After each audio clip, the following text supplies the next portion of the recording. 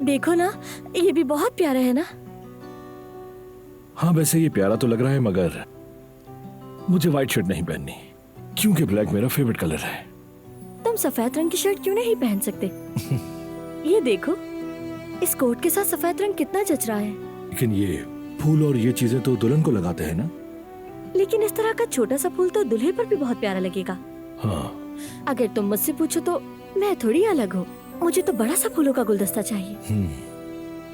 और वो जो तुम लड़कियों के पीछे फूल फेंकने वाली रस्म होती है ना। बिल्कुल। इंशाल्लाह वो फूल उस लड़की को मिले जो सबसे ज्यादा अपने महबूब का इंतजार कर रही हो। ठीक है, मैं तुम्हें बताऊंगा कहाँ फेंकना है, बस मुझे देखती रहना।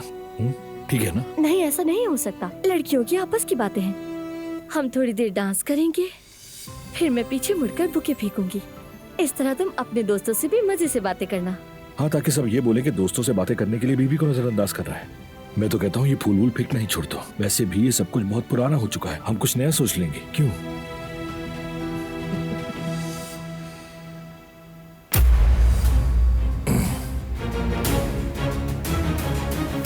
क्या हो रहा है यहाँ? कुछ भी नहीं दादी जान, मैं तो बस चाय लेने के लिए आया था यहाँ।